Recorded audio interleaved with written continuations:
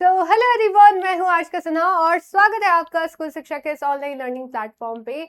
आज फिर से लेकर आ गए हम लोग हमारी एनसीईआरटी 15 मिनट सीरीज में हमारा अगला टॉपिक, जो कि है मुगल एम्पायर। इससे पहले हमने विजयनगर एम्पायर के बारे में बात की थी। आज हम लोग मुगल एम्पायर को समझने वाले हैं, जानने वाले हैं। जब हम लोग मेडिवल हिस्ट्री की बात करते हैं, यानी मध्यकालीन इतिहास के बारे में बात करते हैं, तो उसमें अगर सबसे बड़ा एम्पायर कोई रहा था तो वो मुगल एम्पायर था।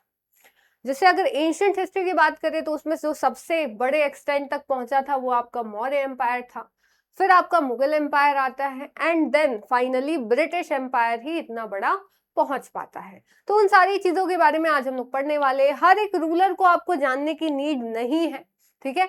जो आपके एनसीईआरटी में स्पेसिफिकली मेंशन किया गया है, हम लोग बस उसी को समझने वाले हैं। और पूरी एनसीईआरटी आपकी कवर होगी इसी तरीके से, चाहे वो साइंस की हो, सोशल साइंस की हो, सब कुछ आपको यहाँ पे मिलने वाला है।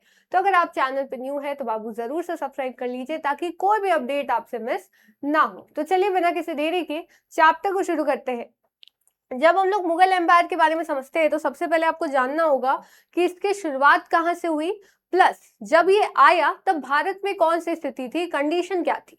नॉर्थ इंडिया के बारे में बाबू बात करें तो यहाँ पे दिल्ली सल्तनत रूल कर रही थी, जो कि बहुत ही ज्यादा वीक हो चुकी थी। अपने सबसे बड़े पैमाने पे दिल्ली सल्तनत कब पहुंची थी? दिल्ली सल्तनत पहुंची थी मोहम्मद बिन तुगलक के अंडर में, ठीक है। जिसके बाद आपका जब मोहम्मद शाह तुगलक रूल कर रहा था, हमने बात की थी उस समय पे तैमूर आया था 1398 में। फिर वहां उसके बाद जो आपका खिजर खान है वो सैयद डायनेस्टी स्टार्ट करता है। देन लोधी डायनेस्टी आती है। लोधी डायनेस्टी पे इस टाइम पे इब्राहिम लोधी का रूल था। किसका? इब्राहिम लोधी का, ठीक है। तो एम्पायर बहुत ज्यादा कमजोर हो चुका था और ये भी बहुत अच्छे से एज सच रूल नहीं कर रहा था। आगे बात करते हैं, ये हो गई आपके उत्तर भारत की गाथा। साउथ की बात करें बाबू, तो साउथ में उस समय आपका 1529 में कृष्णदेव राय की डेथ हुई थी। आपका मुगल एम्पायर स्टार्ट कब होता है? 1526 में। तो हम लोग कह सकते हैं उस समय पे कृष्णदेव राय थे, यानी Babar and Krishnadev Raya same time period पे थे, ठीक है। जब बाबर आया था तब कृष्णदेव राय को रूल किए हुए आपके कितने साल हो चुके थे? काफी ज्यादा, 1509 से ही रूल कर रहे थे वो, ठीक है। अब यहाँ पे दक्कन सल्तनत ने आगे जाकर राम राय को डिफीट कर दिया था 1565 में, ठीक है। और 1565 के बाद ये एम्पायर नायक्स में डिवाइड हो गया था। तो ये तो हमने पढ़ा था विजयनगर एम्पायर में। तो यानी इस समय पे अभी विजयनगर एम्पायर चल रहा था, जो आगे जाके कमजोर हो जाएगा, एंड देन मुगल एम्पायर पूरे पे ही अपना कब्जा कर लेगी, ठीक है। तो मुगल एम्पायर स्टार्ट जब होता है तब कौन सी स्थिति थी भारत की, ये आप यहाँ पे समझ गए। अब आते हैं बाबर, जिसने इस पूरे एम्पायर को एस्टेब्लिश किया। कब किया? 1526 में किया। अब बाबर आता कैसे, ये समझो। इब्राहिम लोदी के मैंने आपको बताया था कि ये नोबल्स को उतना ज्यादा रिस्पेक्ट नहीं देता था। तो इसका एक नोबल था जिसकी इसने डिसरिस्पेक्ट कर दी थी, और वो इसके अंकल का बेटा, यानी उसका कजन था। तो जो इसका अंकल था वो पंजाब का गवर्नर था उस समय पे, उसका नाम था दौलत खान लोदी, जो इवेंचुअली जाकर इनवाइट करता है बाबर को बुलाता है कि आप यहाँ पे आकर हमला करिए। तो आप बोले मैम, बाबर जिसने पूरा मुगल एम्पायर एस्टेब्लिश किया, इतना खाली था क्या कि किसी ने भी बुला लिया और उसने मान लिया? नहीं, उसको भारत से एक अलग लगाव था, जो हम लोग आगे समझेंगे। फिलहाल ये समझो कि बाबर जीतता कैसे। बाबर जीतता है बाबू पानीपत की लड़ाई पे। पानीपत की लड़ाई, उसकी एक पिक्चर भी यहाँ पे, ठीक है, जो बनाई गई है, खींची नहीं गई है। 1526 में हुई। इब्राहिम लोदी हार जाता है, और यहाँ पे सबसे पहले हम लोग को देखने को मिलता है पहली बार फील्ड आर्टिलरी, यानी तोप खाने, और जो मैच लॉक बंदूकें होती थी, जो उस समय पे पुर्तगाली बाद में लेकर आते हैं भारत में। तो ये सारी चीजें लेकर आई गई थी बाबर के द्वारा। पहला इंसान जिसने बारूद और तोप से भारत को इंट्रोड्यूस किया था, ठीक है। बाबर था कहाँ से? समरकंद से, ठीक है। ये तैमूर का डिसेंडेंट था, अपने पिताजी के साइड से तैमूर का वंशज था, और अपनी माताजी के साइड से चंगेज खान का। तो बड़े खतरनाक परिवार से आता था, ठीक है। गन पाउडर और कैनन, बारूद और तोपों का इस्तेमाल करती है दिल्ली सल्तनत का यहाँ पे अंत होता है, और बाबर की जीत होती है। लेटर ही एस्टेब्लिश था मुगल एम्पायर इन 1526 में। आगे बात करते हैं, फिर क्या होता है? बाबर नामा। बाबर ने अपनी किताब लिखी, अपनी ऑटोबायोग्राफी लिखी, ठीक है। तो ये इसमें दो साइड से बाबर के, पहले तो कि ये काफी कल्चर्ड था, मतलब इसको आर्किटेक्चर, वास्तुकला बहुत पसंद थी, अलग अलग तरह की पोएट्री बहुत पसंद थी, बर्ड्स बहुत पसंद थे, पेड़ पौधे बहुत पसंद थे। और दूसरा साइड देखो कि इसको एकदम क्रूर राजा था, शहरों को एकदम नरसंहार कर देता था, शहरों में लोगों को गुलाम बना देता था, और जो आपके खोपड़ी है, स्कल है, उसकी मीनारे बनाता था। मतलब एक तरफ तुमको काफी सुंदर चीजें पसंद है, तुमको चीजें बनवाना पसंद है, तुमको पेड़ पौधे पसंद है, और दूसरे साइड आप मारे जा रहे हो लोगों को। ये तो two sides of the same coin हो गया ना।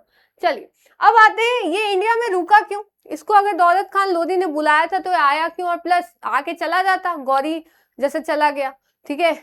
गजनी 17 बार आया लेकिन गया ना, आप क्यों नहीं गए? तो इसका कारण है इसको, अच्छा इसने इंडिया को साफ साफ लिखा, जो लोग कहते हैं इंडिया से बड़ा प्यार था बाबर को, प्यार दूसरे कारण से था। उसने इंडिया के बारे में क्या बोला है? Found India country of few charms, ये कम आकर्षण वाला देश है, इतना भी ज्यादा नहीं है, ठीक है।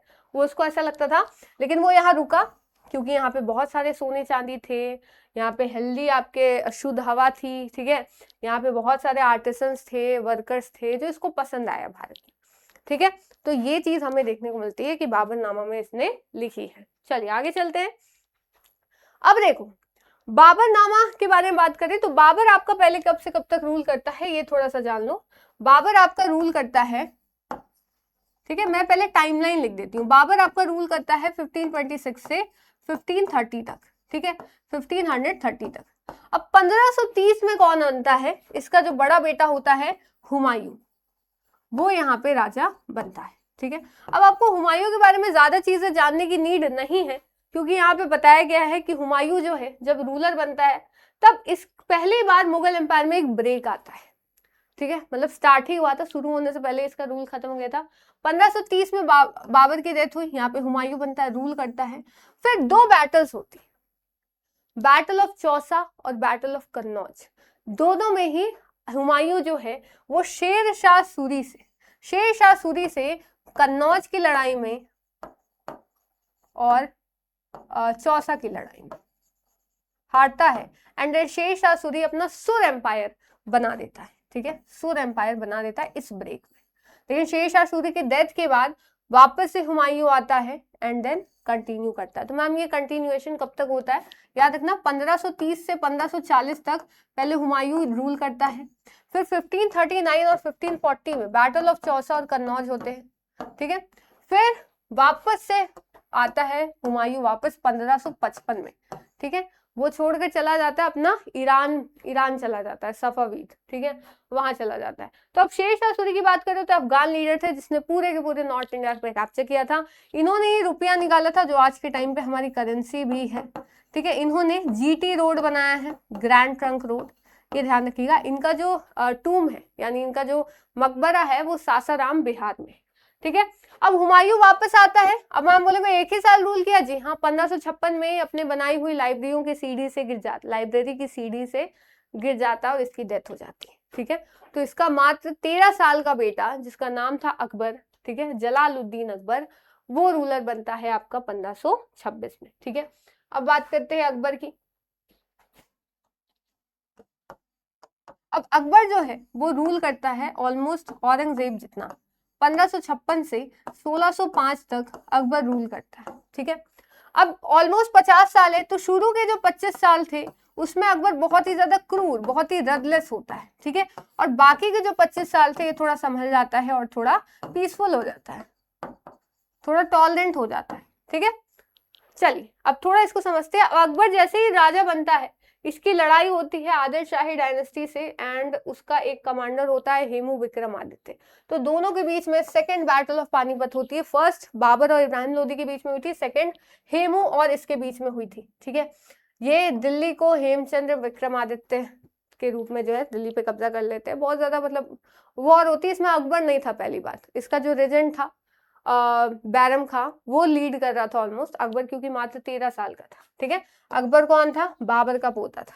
क्या होता है, हेमू जो है घायल हो जाता है लड़ाई में और बाद में अकबर के द्वारा सरकलम कर दिया जाता है और दिल्ली वापस से मुगलों की हो जाती है, ठीक है। तो दिल्ली पे जो कब्जा किया था हेमचंद्र विक्रमादित्य ने वो अकबर वापस ले लेता है 1556 में। फिर आते हैं अकबर के बारे में थोड़ा समझते हैं। अकबर ही है जिसके बारे में आपको ज्यादा जानना है, बाकी किसी के बारे में एक्स्ट्रा जानने की आपको नीड नहीं है, ठीक है। अकबर जो है मात्र 13 साल के रूप में राजा बनता है, ठीक है। अब इसकी कुछ चीजें याद रखना, मैंने आपको क्या बोला, शुरू के 25 साल में बड़ा क्रूर था ये, ठीक है। तो इसने 5 महीनों तक चित्तौड़ के ऊपर जो है वो सीज करके बैठा रहता कि बैठे रहेंगे बाहर। अब वो लोग तो फोर्टिफिकेशन होता था तो अंदर बैठे रहते थे, तो 5 महीनों तक ऐसा किया। अब इसके कारण ना आगे जौहर भी होता है, राजपूत विमेन जो थी वो जौहर कर लेती हैं, क्योंकि यहाँ पे हमला करता है बहुत ज्यादा जो है, दोनों तरफ को जो है बहुत ज्यादा नुकसान झेलना पड़ता है। लेकिन ये इतना क्रूर था, इतना रदलेस था कि इसको उतना कुछ फर्क नहीं पड़ा। 30,000 लोगों का नरसंहार कराता है एक बार, ठीक है। चलिए, तो यहाँ पे establish Islam there with the help of our blood thirsty sword. अभी अकबर के ही बोले, जो लोग अकबर को कहते हैं कि अकबर तो बहुत ही ज्यादा वो था, धर्मनिरपेक्ष था, सेक्युलर था, तो ऐसा नहीं है, वो बाद में जाके बनता है। पहले उसने सीधा लिखा कि हमने वहां इस्लाम जो है उसको स्थापित कर दिया है, और ये कैसे हुआ है, जो हमारी खून की प्यासी तलवार है। तो आप सीधा देख सकते हो, जो काफिर समझते थे, मतलब जो इनके फेथ में नहीं मानते, उनको ये काफिर समझते थे। तो इनका ये मानना है, काफिर को हटाकर जिन काफिरों की खून के प्यासी थी हमारी तलवार, उनको मारकर हमने वहां पे इस्लाम स्थापित कर दिया है। तो ये अकबर के बोल थे, ठीक है। लेकिन बाद में अकबर जो है चेंज होता है, अकबर का इवोल्यूशन होता है भाई, उसको रियलाइज होता है कि monarch should be ever intent on conquest. सिर्फ आपको एक्सपेंशन करना चाहिए, धर्म ये सारी चीजों पे आप नहीं जाना चाहिए, क्योंकि अकबर को ये रियलाइज हुआ कि भाई हम किसी को धर्म चेंज करा के अपने फेथ में ले भी आए तो उसका क्या फायदा, कोई फायदा नहीं, ठीक है। तो ये अकबर समझ चुका था। अब ये जो है अलग रणनीतियां अपनाता है, क्या क्या अपनाता है। तो सबसे पहले तो ये आसपास की जो प्रिंसेस थी उनसे शादियां करता है, इवन राजपूत फैमिली में शादी करता है, ठीक है। ये राजपूत और हिंदू दोनों को अपने दरबार में रखता है, ऊपर से हाई पोजीशन पे। ये टैक्स, जो जजिया टैक्स स्टार्ट किया गया था, ठीक है, उसी टाइम से, कुतुबुद्दीन ऐबक के टाइम से, और फिरोज शाह तुगलक ने 2 अलग अलग टैक्स कर दिए थे, जजिया और खरज, ठीक है। पहले दोनों एक साथ लिया जाता था, उसको उसने अलग कर दिया था। तो जजिया टैक्स जो हिंदुओं और नॉन मुस्लिम को देना पड़ता था, वो बंद करा दिया। इसने सुलह-ए-कुल पॉलिसी लाई। सुलह-ए-कुल क्या है, पीस फॉर ऑल, सबके लिए शांति रहे भाई, कोई लड़ाई झगड़ा ना हो, ठीक है। बाद में बाकी के 25 साल में कश्मीर, सिंध, दक्कन, अफगानिस्तान, इन जगहों पे भी कब्जा करने के लिए वो मिलिट्री कैंपेन्स रखता है, ठीक है। तो ये ध्यान रखिएगा, ये पूरे के पूरे अकबर के बारे में आपकी चीजें बताई गई, ठीक है। अब अकबर के बाद कौन आता है मैम, तो जहांगीर आता है अकबर के बाद, ठीक है। जहांगीर कब से कब तक रूल किया था, जहांगीर आपका 1605 से 1627 तक, ठीक है, मैं अभी लिखूंगी। लेकिन एक और चीज याद रखना, अकबर को जब बाद के 25 सालों में रियलाइज होता है कि नहीं भाई, हमें थोड़ा सा टॉलरेंट बनना पड़ेगा रिलीजन को लेकर, तब ये बहुत सारी चीजें करता है। ये भले ही अनपढ़ था, अकबर को पढ़ना लिखना नहीं आता था, लेकिन इंडियन और पर्शियन टेक्स्ट के बारे में बहुत ज्यादा जानना चाहता था। ये पंडितों के साथ बैठता था, मौलवियों के साथ, ठीक है, सूफी संतों के साथ, भक्ति संतों के साथ बैठकर बहुत ज्यादा नॉलेज गेन किया करता था। इसने यहाँ पे फतेहपुर सिकरी में, जो इसकी कैपिटल हुआ करती थी, ठीक है, वहां पे एक हाउस ऑफ ट्रांसलेशन बनाया था, जहाँ पे जो बाकी रिलीजन्स के टेक्स्ट थे, बाकी भाषाओं के टेक्स्ट थे, उसको ये फारसी में कन्वर्ट कराता था। जैसे महाभारत को रज़्मनामा नाम दिया गया, रज़्मनामा यानी बुक ऑफ वॉर। रामायण को अलग छोटे छोटे 176 पेंटिंग में करवाया। भागवत गीता को ट्रांसलेट कराया, पंचतंत्र है ना को ट्रांसलेट कराया। तो ये हमें देखने को मिलता है कि अकबर में ये चेंजेस आते हैं, जो पहले ऐसा था और बाद में ऐसा होता है, ठीक है। जहांगीर और शाहजहां की बात करें तो दोनों को ही काफी ज्यादा शौक था आर्ट का, खासकर पेंटिंग्स की बात करोगे तो हमेशा जहांगीर का नाम लेना। और शाहजहां तो आपको पता है आर्किटेक्चर में कितना महारत हासिल थी, इसको चीजें बनवाने में। ये रूल करता है वो 1605 से 1627 तक, और शाहजहां रूल करता है 1628 से 1658 तक, ठीक है, याद रखिएगा। तो ये दक्कन में इसने एम्पायर का विस्तार किया था, इसको पेंटिंग इन सब का काफी ज्यादा शौक था। फिर बात करें तो इसने काफी ज्यादा rebellion, even from his son, इसके बेटे ने भी काफी रेबेलियन किया है, ठीक है। ताजमहल इसने बनवाया है, रेड फोर्ट बनवाया है, जामा मस्जिद जो दिल्ली में है वहां बनवाया है, ठीक है, ध्यान रखिएगा इसको। अब आगरा का किला देखिए, आगरा में एक लाल किला है वो अलग है, ठीक है। आगरा का जो किला है वो अकबर ने बनाया, याद रखिएगा, जिसमें इसको बाद में बंद कर दिया जाता है इसके सुपुत्र के द्वारा, ठीक है। अब आते हैं शाहजहां के बाद एक बड़ी दिक्कत आ गई थी। शाहजहां के बाद सबसे बड़ी दिक्कत थी कि भाई अब कौन सुल्तान बनेगा। तो वो काफी चीजें क्लियर थी, क्योंकि इसका जो सबसे बड़ा बेटा था शाहजहां का, दारा शिकोह, तो वो काफी ज्यादा एजुकेटेड था, टॉलरेंट था। मतलब अगर दारा शिकोह बनता ना तो मुगल एम्पायर और बड़ा चलता भी, औरंगजेब ने जो पैसे पूरे बर्बाद कर दिए, खर्च कर दिए, उससे ज्यादा चलता। ठीक है, तो अब क्या होता है देखो, शाहजहां बीमार पड़ जाता है, वो अपने बेटे दारा शिकोह को चाहता है कि रूल करे। अब इसका जो दूसरा बेटा था औरंगजेब, काफी खतरनाक था, उसने अपने दारा शिकोह को ही उसका सर कलम करवा दिया, एक ब्रदर को मार दिया, दूसरे को बाहर भेज दिया। ये चीज देखने को मिलती है। और इवन जो सर है दारा शिकोह का, वो शाहजहां को पेश करता, बोलता देखिए इसको आप राजा बनाना चाहते थे, साइकोटिक था थोड़ा सा। अपने पिताजी को ही आगरा फोर्ट में बंद कर दिया, वहीं पे उनके पिताजी की डेथ भी होती है। और 1658 में खुद को आलमगीर बोलकर अपने आप को ही सुल्तान बना दिया, बादशाह बना दिया। औरंगजेब, आलमगीर का मतलब होता है जिसने पूरे जहां पे रूल कर दिया। ठीक है, चलिए अब इसने क्या किया, एक अच्छी चीज इसने ये की कि पूरे एक्सटेंट तक एम्पायर सबसे बड़ा जो है नीचे तक पूरा बना दिया था। लेकिन इसको फिर कौन हटाएंगे, इसको हटाएंगे मराठा। ठीक है, लास्ट के जो 25 साल थे दक्कन में इसने काफी वॉर किए जो मराठा के साथ ही थे, लेकिन कभी पूरा मराठा एम्पायर पे कब्जा नहीं कर पाया, खत्म नहीं कर पाया। इतनी ज्यादा लड़ाइयां की कि पूरा खजाना जो है खाली हो गया। ठीक है, एक तरफ इसको भारत चाहिए था, तो कुछ पाने के लिए कुछ खोना पड़ता है। इतना पैसा इसका खर्च हुआ कि आगे आने वाले मुगल शासकों के लिए कुछ बचा ही नहीं, जिसके कारण इसलिए देखते हो औरंगजेब के बाद कुछ इतना बड़ा शासक मिलता ही नहीं है, क्योंकि सारे पैसे भाई साहब ने खत्म कर दिए थे। अब इसके बारे में थोड़ा जानते हैं। ये काफी सादा जीवन जीता था, क्योंकि ये सुन्नी मुसलमान था, एकदम कट्टर मुसलमान, जो भी मुस्लिम इस्लाम में कहा गया है वो सब मानता था। इसने बैन कर दिया था, कोई म्यूजिक डांस कुछ नहीं होगा। ठीक है, इसने जजिया वापस से लागू कर दिया था। इसने बहुत सारे मंदिरों को तोड़ा है, बनारस के, मथुरा के, सोमनाथ के। ठीक है, इसने जैन और सिख गुरुद्वारा को भी तोड़ा है, और बहुत सारे सूफी संतों को, पारसी लोगों को भी इसने मारा है। ठीक है, निशाना बनाया है अपना। तो ये चीजें हमें देखने को मिलती हैं। यही थे भाई साहब। ठीक है, लेकिन इसमें रेजिस्टेंस भी देखने को मिलता है। इसके टाइम पे कई सारे जाट लोगों ने, यूपी, हरियाणा, ईस्टर्न राजस्थान के लोगों ने, 20,000 लोगों ने मुगल आर्मी को लड़ाई की थी, लेकिन हाँ वो डिफीट हो गए थे, उनके लीडर को भी मार दिया गया था। ठीक है, ट्राइबल रेजिस्टेंस भी हुआ है, भिल, गोंड, संथाल, कोच, ये सब भी इन सब के खिलाफ लड़े हैं। ठीक है, और साथ साथ आपने सुना होगा असम का जो वो था, क्या कहते हैं, आर्मी, अहोम लोगों की, लचित बोरफुकन ने इसकी सेना को हरा दिया था 1671 में, बैटल ऑफ सरायघाट। अब लास्ट 1707 में औरंगजेब की डेथ होती है, 1658 से 1707 तक रूल करता है। इसके लास्ट वर्ड क्या थे, I came alone and I am going away alone, I have not done well for the country and the people, I am departing helpless. क्या कहा, मैं अकेला आया था और अकेला ही जा रहा हूं, मैंने देश और लोगों के लिए अच्छा नहीं किया, मैं असहाय होकर जा रहा हूँ।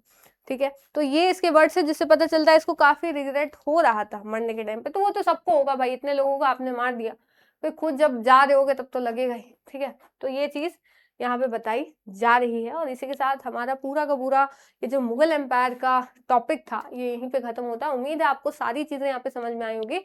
अब इसके बाद जो है हम लोग नेक्स्ट अपना टॉपिक स्टार्ट करेंगे। अगला जो हमारा चैप्टर है मराठा एम्पायर, उसको हम लोग यहाँ पे पढ़ने वाले हैं। ठीक है, तो जिन्होंने अभी तक सब्सक्राइब नहीं किया जरूर से कर लीजिएगा, सेशन को लाइक कर दीजिएगा अगर सब कुछ समझ में आया। डाउट पूछ सकते हो कमेंट सेक्शन में, आपको रिप्लाई मिल जाएगा।